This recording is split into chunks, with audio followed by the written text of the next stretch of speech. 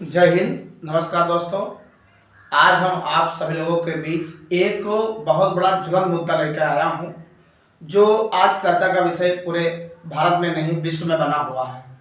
आप सभी लोग जानते होंगे कि अप्रैल 2021 और 22 के बीच में जब कोरोना का प्रकोप बहुत तेजी के साथ हो रहा था, तो पूरा विश्व कोरोना वैक्सीन बनाने में बिजी थी। अर्थात कोरोना वैक्सीन लगाने का होड़ मचा हुआ था कि सर्वप्रथम कौन सा देश वैक्सीन बनाएगा। इसी के सिलसिले से लेकर जब कोरोना वैक्सीन बनी तो कहीं ना कहीं जल्दबाजी में ट्रायल कम हुए, और जब ट्रायल कम हुए तो उसका कहीं ना कहीं से पूर्ण रूप से टेस्टिंग में या पूर्ण रूप से ट्रायल में सही रिजल्ट नहीं मिला। और जब सही रिजल्ट नहीं मिला तो कहीं ना कहीं उसका खामियाजा आज कुछ देखने को मिलता है।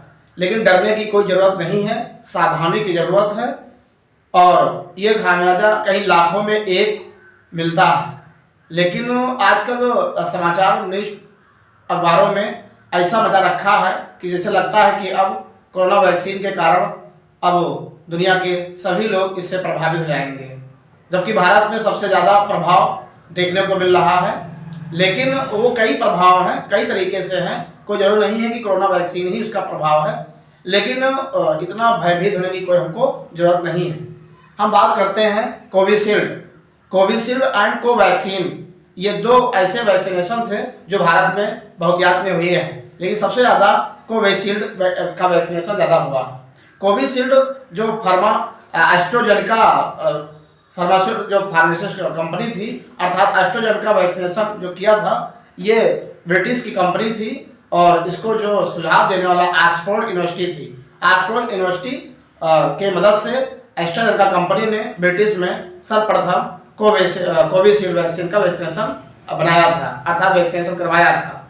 बनाने के बाद लगभग 100 देशों में इसका प्रयोग किया गया है।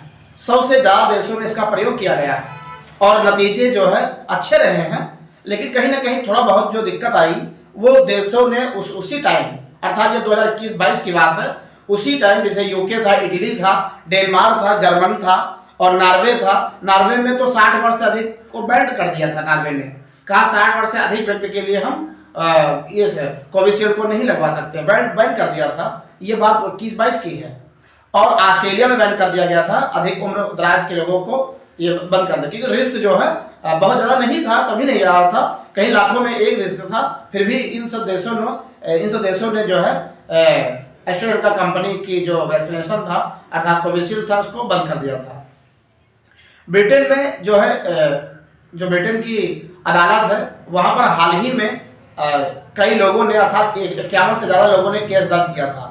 तो वहाँ पर एस्ट्राजेनेका कंपनी के लोग गए हैं और उन्हें कबूल किया उन्होंने कि हाँ कहीं ना कहीं थोड़ा बहुत जो है इसका रिस्क है। वो रिस्क इस तरह है कि जैसे इसके लक्षण होते हैं सिर दर्द, कमजोरी, सीने में दर्द, थकान, तेजी के साथ बुखार आना, ये सब लक्षण बताए हैं। और ये लक्षण की वजह से जो है ब्लड क्लॉटिंग हो जाती है। कहते हैं वो कि ब्लड क्लॉटिंग होती है। ब्लड क्लॉटिंग होने से ब्रेन हैमरेज और हार्ट अटैक का जो है खतरा बढ़ सकता है। बस ऐसे ही उन्होंने खुलासा किया है। ये नहीं कहा कि हार्ट अटैक हो सकता है या ब्रेन हैमरेज हो सकता है। ऐसा अफवाह में न पड़े और इसको जरूर सीखें और जानें।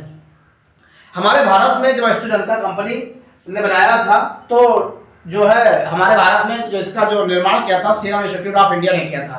तो सीरम इंस्टीट्यूट ऑफ इंडिया ने किसके सहयोग से किया था? वो एस्ट्राजेनेका कंपनी के सहयोग से किया था। एस्ट्राजेनेका कंपनी से किसने सहयोग किया था? ऑक्सफोर्ड यूनिवर्सिटी ने किया था। तो कहीं ना कहीं एक दूसरे से ये कंप्रोमाइज एक दूसरे ने किया होगा उस टाइम में। लेकिन आज के टाइम में जो इतना ज़्यादा ज़्यादा आ गई है बातें न्यूज़पेपर में, इससे लोग डर रहे हैं और सुनकर और प्रभावित हो रहे हैं। तो सुनने के बाद प्रभावित कम होइए और बातें समझिए। डरने की कोई ज़रूरत नहीं है।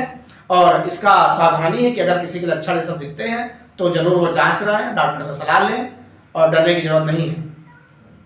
और हम एक बात बता दें आपको कि जो इसमें जो बीमारी का नाम है वो टीटीएस है। ये टीटीएस नामक बीमारी हो जाती है। टीटीएस क्या होता है? ये होता है थ्रोम्बोसिस विद थर्मोटाइफनिक सिंड्रोम। ये होता है क्या? TTS thrombosis with thrombocytopenic syndrome. ये बीमारी होती है जो है रक्त का थक्का नहीं ज़्यादा बनने लगता है, क्लॉटिंग होने लगती है, उससे हार्ट पर और ब्रेन पर जो है ज़्यादा प्रभावित करती है, क्योंकि ब्लड क्लॉटिंग जब होगा तो हार्ट प्रभावित करेगा और इससे हार्ट अटैक का खतरा बढ़ जाता है और जो ब्रेन में ब्रेन हेमरेज का खतरा बढ़ जाता है। लेकिन इतना नहीं है कि जितना हम लोग डर के और प्रभावित हो जाएं और सब बीमारियां क्रिएट कर लें, ये इतना डरने की जरूरत नहीं। तो आजकल बस इतना ही। तो ये हमारा जो हमने आज इस मुद्दे पर हमने बात किया, इसको जरूर आप लोग शेयर करिए, लोगों से बताइए और सभी ग्रुपों में शेयर करिए, अपने यार दोस्तों को बताइए, समझाइए और जरूर ये वीडियो को हमारा वीडियो सभी जरूर पहुंचाइए। तो बस आज के लिए इतना ही। मैं ऐसे मुद्दे पर जब कभी जरूरत पड़ेगा, जो मुद्दे पर हम ये बातें आपको बीच में लाते रहेंगे। बस आज के लिए इतना ही। जय हिंद, जय भारत।